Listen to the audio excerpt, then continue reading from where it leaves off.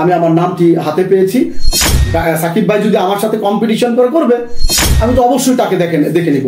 সাকিব খানের দরদ সিনেমা আটকে দিচ্ছি, কারণ যে নারায়ণগঞ্জের ভাষায় একটা কথা আছে যে খেলা হবে।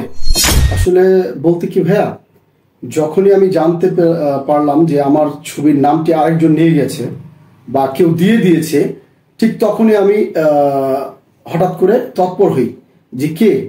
ওটার পিছনে না ছুটে আমি আগে নামটার জন্য আমি কপিরাইট অফিসে যাই এবং যথারীতি নিয়ম অনুযায়ী আমি সার্ভারে এটা এন্ট্রি করে এটাকে জমা দিই। তো আজকে থেকে 8 মাস ধরে আমি এই আপনার নামটি জন্য আমি ঘুরছি জায়গায় জায়গায়। বিশেষ করে আমার মনে হয় এতবার আমি কপিরাইট অফিসে গিয়েছি যে মানে বলা বাহুল্য, যে আপনার কপিরাইট অফিসে গিয়েছি, কখনো আপনার এফডিসিতে গিয়েছি, যে অ্যাকচুয়ালি কে বা কারা আমার নামটা ইসের কাছে কপিরাইট অফিসে আটকে দিল। তো এটার জন্য আমি ধারে ধারে গিয়েছি, অনেক সরকারি অফিসারকে বলেছি, কেউ বলতে চায় না নাম। তখন আমি লাস্ট জানতে পারলাম যে যারা এটার সাথে সম্পৃক্ত, অ্যাকচুয়ালি আমার নামটা নেয়ার সাথে সম্পৃক্ত, তারা কেউ আমার এটার বিপরীতে, আমার এটার অপোজিশনে অ্যাপ্লিকেশন করেছে যে যাতে আমি নামটা না পাই। তো তারপর আমি তাদেরকে এভিডেন্স দিলাম। আপনারা আমার আগের ভিডিওতে দেখেছেন যে আমি অনেকগুলো এভিডেন্স দিয়েছি, পত্রিকার এভিডেন্স দিয়েছি, তারপরে হচ্ছে আমি যে নাম এন্ট্রি করেছি সেই এভিডেন্স দিয়েছি, আমি যে সোশ্যাল মিডিয়ায় যে আমার বিভিন্ন অ্যাড গিয়েছে, তারপরে হচ্ছে ছবির শুটিং এর বিভিন্ন কাটিং গিয়েছে, এগুলো সব আমি এভিডেন্স দিয়েছি। দেওয়ার পরে আমার এটা কয়েকবার আপনার রেজিস্ট্রার অফিসার কাছ থেকে আবার চলে যায় শুনানির কাছে। এইভাবে এক এক অফিসার এক এক টেবিলে আমার নামটি ঘুরতে থাকে, আমার ফাইলটি ঘুরতে থাকে। তখন তারা বলতে থাকে আজকে না কালকে, কালকে না পরশু, এভাবে কেউ যেন পিছন থেকে আমার নামটাকে আটকে নিয়ে বসে আছে। তো আমি স্বভাবতই তাদের তোয়াক্কা করে আমি সব সরকারি অফিসারদের কাছে জায়গায় জায়গায় ঘুরে আমার এটা পাওয়ার আশায় অনেক সময় ব্যয় করে দীর্ঘ 8 মাস পরে আমি আমার নামটি হাতে পেয়েছি। আপনারা দেখেছেন আমি ফেসবুকে আমার কপিরাইট অফিস থেকে পাওয়া যে নামটি আমি আমার ফেসবুকে আপলোড করেছি।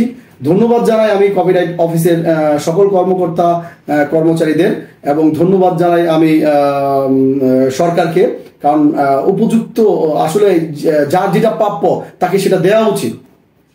তো আমাদের দেশে অনেকেই আছে যে পরের জিনিস নিয়ে তারা নিজেরা বিল্ড আপ করতে চায়, তারা নিজেদের বলে চালাতে চায়। তবে সেটা আর এই দেশে হবে না আশা করি, কারণ এই দেশের এখন একটা নিয়ম আছে, একটা রুলসে আমাদের দেশ চলছে।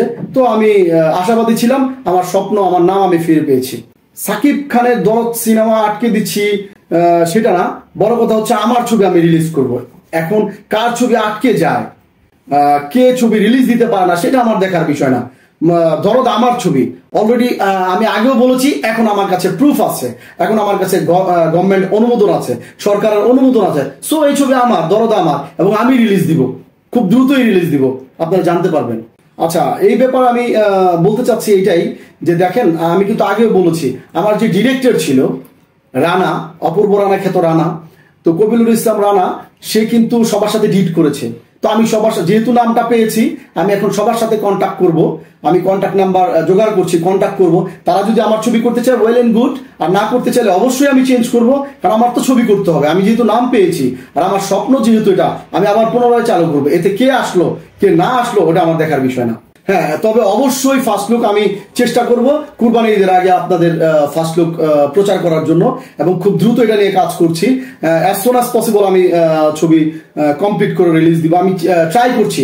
আমি জানি আবার একটা চক্র এই ছবিটাকে রিলিজ দেওয়ার থেকে বাধা দিবে বা রিলিজ দেওয়া থেকে আটকে রাখবে, আমি জানি, কারণ তারা রেডি আছে আমাকে আমার ছবি বা আমার নামটাকে দাবায় রাখার জন্য। তবে পারবে না, কারণ যে নারায়ণগঞ্জের ভাষায় একটা কথা আছে যে খেলা হবে।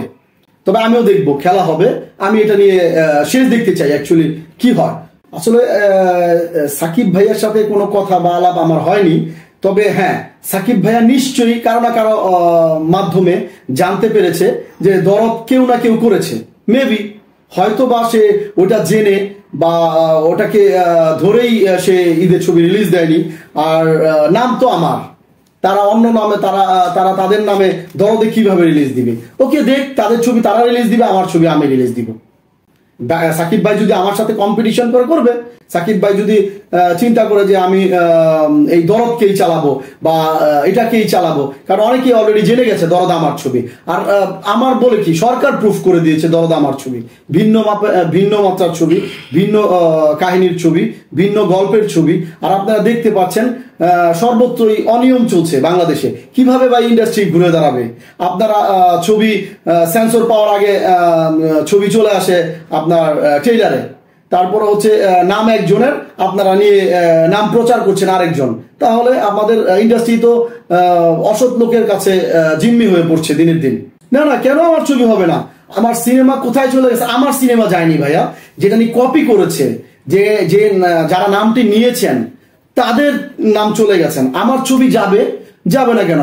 আমার ছবি সম্পূর্ণ কমপ্লিট হয়ে রিলিজ হয়ে দেন আমার ছবি ইন্ডিয়াতেও প্রচার হবে। কেন প্রচার হবে না? কারণ আমি অলরেডি তাদের সাথে আমার যে ফ্রেন্ড সার্কেল আছে তাদের সাথে কমিউনিকেশন করছি।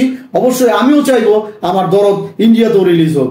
কেন চাইবো না? কারণ আমি অলরেডি, আপনি দেখতে পাচ্ছেন আমার কপিরাইট কিন্তু বাংলায় করা না, আমার কপিরাইট অনুমোদন নেই ইংরেজিতে, যাতে আমি সব জায়গায় আমার ছবি রিলিজ করতে পারি। ইংলিশে আমার কপিরাইট করা, সো আমি কেন রিলিজ করতে পারবো না? আমিও ট্রাই করবো আমার ছবি, আমি আমার স্বপ্ন বাস্তবায়ন করার জন্য যেখানে যেতে হয় যাব, যার কাছে যেতে হয় যাব, যত দরজা নক করতে হয় আমি করব। তবে যে আসলে সাকিব ভাইয়া আর অনন্য মামুন সাবজেক্ট না, তবে যে আমার ছবি আটকাতে চেয়েছে আমি তো অবশ্যই তাকে দেখে নিব। কারণ হচ্ছে আমার ছবি কেন আটকাবে তারা? আপনার ছবি আপনি রিলিজ করেন না ভাই, আপনি কেন আমার ছবি আটকাতে চাচ্ছেন? আমার ছবি তো আপনি আটকাতে পারেন না, দরদ আমার ছবি। আর আমি আইনি কি, আমি তো অলরেডি সরকার অনুমোদন পাইছি যে দরদ আমার ছবি। সো এখানে আইনি কোনোই নেই, আমার সরকার যেখানে আমাকে দিয়ে দিয়েছে, আমি যে আমার দেশ আমাকে সম্মান করেছে, আমি কেন আমার ছবি কমপ্লিট করব না? আমি কারোর জন্য তো আমি ছবি অফ করে রেখে দিব না, আর কারোর জন্য আমি পিছপা হটবো না। আমার ছবি আমি সামনের দিকে যাব, আমি ছবি রিলিজ করব। অ্যাকচুয়ালি আমি ছিলাম কিনা জানি না ফেব্রুয়ারিতে কেন রিলিজ হয়নি, তবে হয়তো বা হতেও পারে, কারণ তারা কেন রিলিজ করলো না, হতেও পারে। আবার হয়তো না, কারণ হচ্ছে কি আমি আমার ছবি নিয়ে চিন্তা করছি, কার ছবি রিলিজ হলো কার ছবি রিলিজ হলো না, আই ডোন্ট কেয়ার। অ্যাকচুয়ালি গোপন কোনো নিউজ বা গোপন কিছু আমার সাথে হয়নি। আমি যা বলি আপনাদের সামনে বলি, আমি যা বলি সরাসরি বলি। তো তারা তাদের মতো করছে, তারা কেন রিলিজ করছে না বা গোপন কি শর্ত, আই ডোন্ট নো।